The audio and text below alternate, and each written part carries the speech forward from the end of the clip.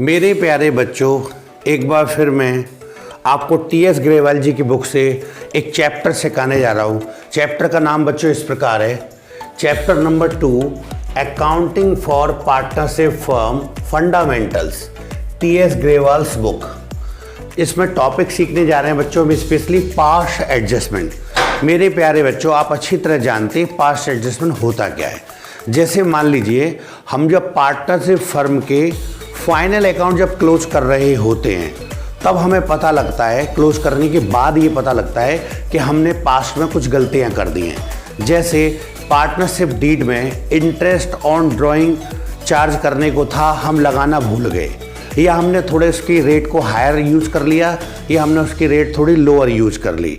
Same कहानी interest on drawing के साथ, पार्टनरशिप डीड में अलाउड था, हम कंप्लीटली लगाना भूल गए, या हमने उसकी रेट थोड़ी ज़्यादा चार्ज कर ली, या हमने उसकी रेट थोड़ी कम चार्ज कर ली। किसी पार्टनर को बेटा सैलरी देनी थी, किसी पार्टनर को कमीशन देनी थी, या तो हम कंप्लीटली देना भूल गए, या हमने थोड़ा उसको ज़्यादा कम दे दिया। सेम कहानी प्रॉफिट लॉस के साथ, जो during the year partnership for profit कमाती है, उस प्रॉफिट को हमने गलती से रॉन्ग रेशियो में बांट दिया है। तो इस कारण क्या होता है कि पीछे फाइनल अकाउंट में कुछ गलतियां रह जाती हैं। अब उन गलतियों को कहाँ सुधारते हैं हम? या तो ये कि उन सारी गलतियों को हम पीछे जाके पास्ट में सुधारें, कटिंग करें, ओवर राइटिंग करें। ऐसा अकाउंटिंग में ये संभव नहीं है। तो उन्होंने ये बता रखा है कि आप पीछे कुछ गलतियां करे आए, कोई बात नहीं, कर दीजिए। जैसे ही आप न्यू ईयर में एंट्रेंस कर रहे होते हैं, बिगिनिंग में सबसे पहले हमने साल की शुरुआत में पहले नंबर पे एक जर्नल एंट्री डालते हैं बेटा। उस एंट्री को बोलते हैं past adjustment and journal entry. उससे क्या होता है, पीछे की गलतियों को हम एक टेबल द्वारा सुधार लेते हैं। जो गलतियां हुई हैं उससे एक जर्नल एंट्री बन जाती है, सभी के अकाउंट उससे सुधर जाते हैं। लीजिए, मैं इस बात को अपनी को एक क्वेश्चन के माध्यम से करूंगा। टी.एस. ग्रेवाल जी की बुक में बेटे क्वेश्चन नंबर दे रखा है 66, क्वेश्चन 66।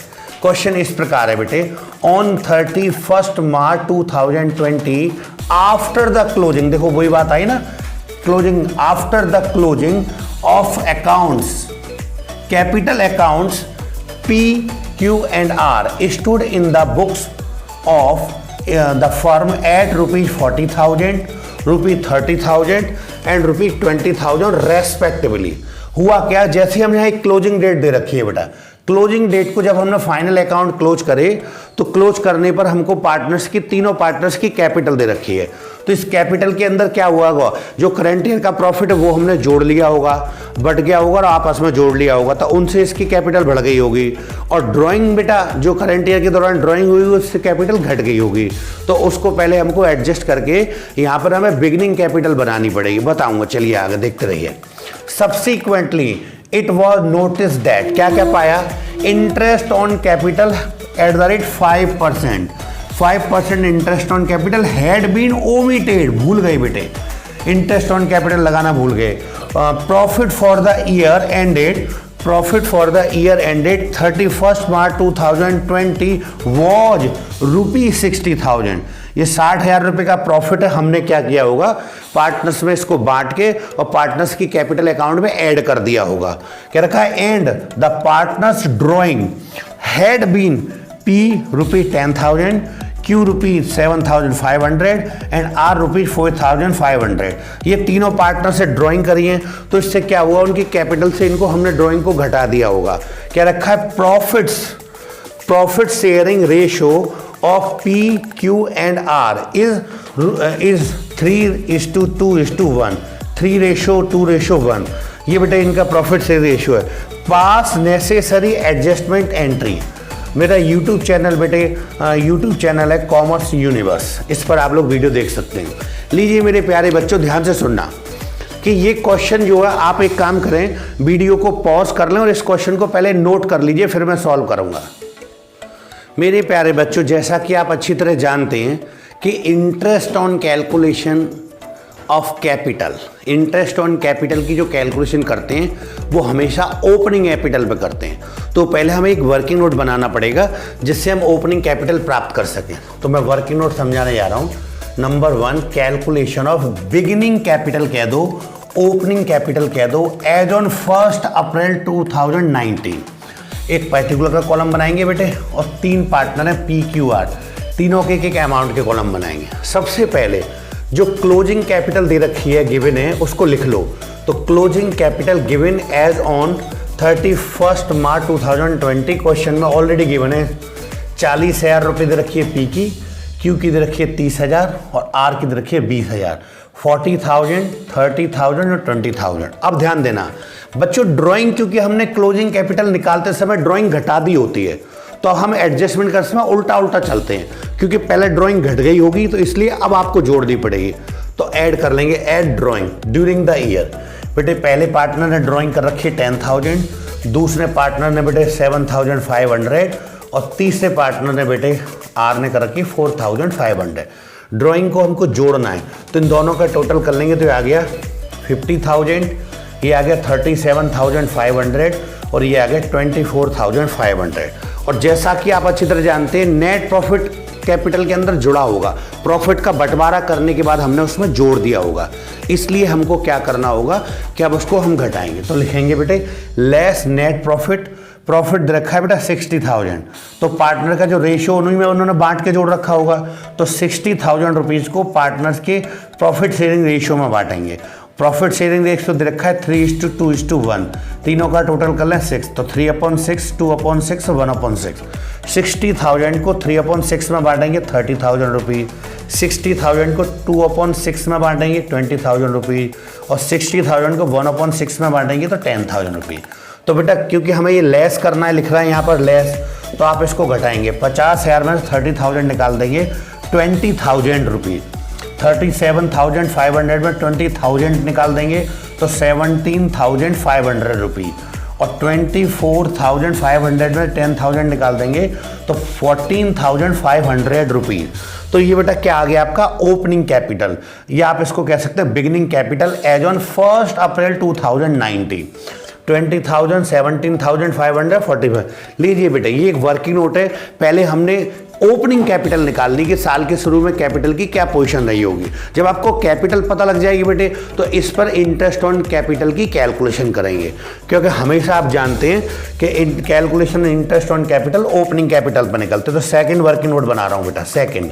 तो calculation interest on capital at the rate 5% per annum. मैंने लिखा है यहाँ पर बेटा इंटरेस्ट ऑन कैपिटल PQR। तो P की ओपनिंग कैपिटल कितनी आई थी बच्चों 20,000, 20,000 रुपीज़ का 5% निकालेंगे, आ गया 1,000 रुपीज़। 17,500 का बेटा 5% निकालेंगे, वो आ गया 8,755 रुपीज़, सॉरी 8,075 रुपीज़, ऐसे बोलेंगे 875 रुपये। 17,500 का 5% निकालेंगे तो 875 रुपीज़। और थर्ड वन तीसरे वाले की 14,500 का 5% निकालेंगे तो 725 रुपीज़। तो तीनों का इनका टोटल कर ले बेटे तो 2600। पहले की बेटा कितनी आई 1,000 रुपीज़, दूसरे की 875 रुपीज़ और तीसरे की बेटा आपकी 725 रुपीज़। तीनों की इंटरेस्ट ऑन कैपिटल का टोटल कितना आ गया बेटा 2600। तो लीजिए बच्चों एक काम कर सकते हो आप लोग, ये वर्किंग नोट मेरी तरफ से कंप्लीट है, आप वीडियो को पॉज कर लो और इसको नोट कर लीजिए, फिर आगे लीजिए। मेरे प्यारे बच्चों अब अगर मैं पार्ट्स एडजस्टमेंट को सिखाऊंगा तो एक टेबल के माध्यम से अपनी बात रखूंगा। क्या रखा है parts adjustment by analytical table. बेटे एनालिटिकल टेबल माने होता है खानेदार कोई टेबल बनाना। तो इसमें हमको करना क्या होता है, एक कॉलम तो बेटे पर्टिकुलर का बनेगा और जितने भी पार्टनर होते हैं बेटे उनका एक सेपरेट कॉलम बनाएंगे। जैसे एक P नाम का पार्टनर है, एक Q और एक R, 3 तो पार्टनर का बेटे कॉलम बनेगा और एक पार्टनरशिप फर्म का बनता है। और सबके लिए बेटे 2-2 खाने सेपरेट। जैसे P पार्टनर है तो उसके लिए डेबिट क्रेडिट, Q के लिए डेबिट क्रेडिट, R के लिए डेबिट क्रेडिट और फर्म के लिए बच्चों डेबिट क्रेडिट। बच्चों यही बनाना चाहिए, हालांकि लिखना नहीं चाहिए, समझाने के लिए लिख रहा हूं केवल कि पार्टनर की जो कॉलम है ऐसे समझ के बनाया करो कि हम पार्टनर्स कैपिटल अकाउंट बना रहे हैं, पार्टनर्स कैपिटल अकाउंट बना रहे हैं, ये सोच के बनाए। हालांकि लिखना नहीं है ये पार्टनर्स कैपिटल अकाउंट, पर मन में ये समझना चाहिए कि पार्टनर्स के अकाउंट एक तरह के पार्टनर्स कैपिटल अकाउंट बना रहे हैं। और यहाँ फर्म ही लिखना चाहिए, अब ये नहीं लिखना चाहिए बोल रहा हूँ, लेकिन मन में ये सोचो कि profit and loss appropriation account बना रहे हैं बेटा, मन में ये बात आनी चाहिए। इससे होता क्या है कि इन दोनों का व्यवहार बच्चों अलग होता है। जैसे पार्टनर्स के कोई भी कॉलम पार्टनर्स के कॉलम में क्रेडिट में दिखाई जाएगी तो फर्म के यहाँ उल्टा होता है, फिर उसको डेबिट में दिखाते हैं। या हम कह सकते हैं फर्म के यहाँ कोई रकम क्रेडिट में होगी तो पार्टनर्स के यहाँ डेबिट में होगी। तो इन दोनों को समझने में ये है कि इन दोनों में अपोजिट व्यवहार है, एक के यहाँ डेबिट, दूसरे के क्रेडिट, दूसरे के क्रेडिट, एक के डेबिट। लीजिए अब आपसे हुआ क्या था, आप केवल इंटरेस्ट ऑन कैपिटल लगाना भूल गए थे, जो हमने वर्किंग नोट पे लगाए थे। लीजिए अब उसको यूज करते हैं। Number 1 interest on capital, now credit to partners. अब देंगे पार्टनर्स को, देंगे तो बेटा पार्टनर्स को फायदा होता है, तो पार्टनर्स की कैपिटल अकाउंट में क्रेडिट में आएगी। तो पी की इंटरेस्ट ऑन कैपिटल पी के कॉलम में क्रेडिट में, क्यू के कॉलम के क्रेडिट में 875, पी के यहाँ 1000 या 875, और आर की बेटे आर के यहाँ क्रेडिट में 725। तो तीनों पार्टनर्स की क्रेडिट में दिखाया है, तो इन तीनों का टोटल किया तो आपका टोटल आया बेटा 2600। तो फर्म के यहाँ कहाँ दिखाएंगे, डेबिट में। तो लीजिए फर्म के डेबिट में दिखाया, डैश लगा दिया। बस एकमात्र यही एडजस्टमेंट होना था। हमेशा जब अकाउंट बंद करते हैं बेटे तो सबसे पहले फर्म का अकाउंट बंद करते हैं। तो देखना फर्म के डेबिट साइड में तो 2600 है, पर क्रेडिट में कुछ नहीं, तो इतने रुपए डिफरेंस आएगा, तो इतने का लॉस हो गया। आप जानिए फर्म में जब डेबिट की तरफ कुछ बैलेंस आता था तो वो नेट प्रॉफिट होता था, पार्टनर में बांट देते थे। अगर क्रेडिट में कम आ रहा है तो वो लॉस है। तो ये बेटे 2600 का फर्म को लॉस हो गया, और लॉस किसको बांटेंगे, पार्टनर्स को। वैसे भी आपको पता है कि इंटरेस्ट ऑन कैपिटल पहले चार्ज नहीं करी थी, और फर्म अब अगर देगी तो फर्म के लिए नुकसान है, तो फर्म को इतने रुपए का लॉस हो जाएगा इंटरेस्ट ऑन कैपिटल देने के चक्कर में। तो आप एक काम करिए, 2600 जो है ये बेटे पार्टनर में नेट लॉस के नाम से हम लोग इसको बांटेंगे। तो आप देखिएगा नेट लॉस 2600, रेशियो क्या था बच्चों, 3:2:1, टोटल किया था 666, यानी 3/6, 2/6 और 1/6। तो 2600 को आप लोग जब बांटेंगे बेटा, तो देखिए पहले पार्टनर के लिए आ गया 1300, तो क्योंकि फर्म की यहाँ ये रकम क्रेडिट में, तो पार्टनर के लिए डेबिट में आएगा। तो पी के लॉस कितना बट में आया, 1300।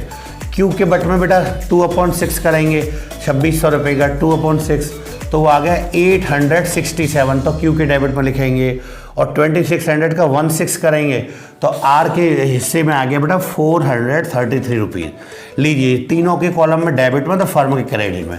अब जब इनको पैकअप करते हैं, बाइंड अप करते हैं, तो अकाउंट बंद करते समय पहले फर्म का करेंगे।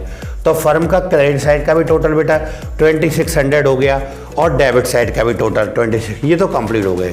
अब यहाँ देखना पार्टनर्स का बेटा पी का डेबिट साइड का टोटल लगाया तो 1300 आ रहा है, क्रेडिट साइड का लगाया तो 1000। तो इन दोनों में जो डिफरेंस है वो 300। लेकिन कहाँ लिखेंगे बेटा, दोनों में बड़ा कहाँ का है, डेबिट साइड का। ये बड़ा है ना, तो इसकी जगह लगा देंगे डेबिट, यानी इस बंदे को घर से ला के देने पड़ेंगे। एडजस्टमेंट होने पर क्या पता लगा कि पी को अपनी घर से 1300 ला के देने पड़ेंगे। क्यू के बारे में बात करें, क्यू का डेबिट साइड का टोटल 867 और क्रेडिट का 875। तो दोनों का डिफरेंस लिया तो मात्र 8 रुपीज़ का अंतर आ रहा है। तो 8 रुपीज़ तो लिख देंगे, लेकिन दोनों में बड़ा कहाँ का है बेटे, क्रेडिट साइड का। तो यह हमने क्रेडिट लिख दिया, यानी क्रेडिट का मतलब इसको 8 रुपये मिलेंगे एडजस्टमेंट के बाद। आर के साथ, आर का डेबिट साइड का लगाया 433 और क्रेडिट का लगाया तो 725। तो दोनों का डिफरेंस लें तो बेटे आपका आ गया 292 रुपीज़। लेकिन दोनों में बड़ा कहाँ का है बेटा, क्रेडिट साइड का।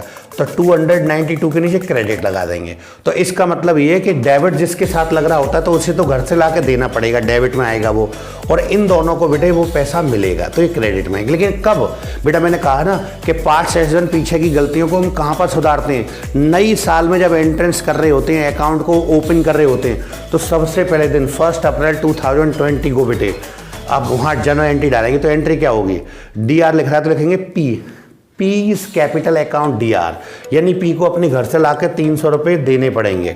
किसको मिलेंगे, दोनों बेटे, क्यू को और आर को। तो लिखेंगे, ये लिख रहा है ना CR, तो लिखेंगे Q's capital account to Q's capital account. CR का मतलब ये 2 लग गया बेटा, तो to Q's capital account 8 rupees, और ये लिख रहा है to R's capital account 292 rupees. और लिख देंगे दोनों तरफ का टोटल बेटा, डेबिट साइड और क्रेडिट साइड का टोटल बराबर आना चाहिए, बीइंग एन एडजस्टमेंट एंट्री।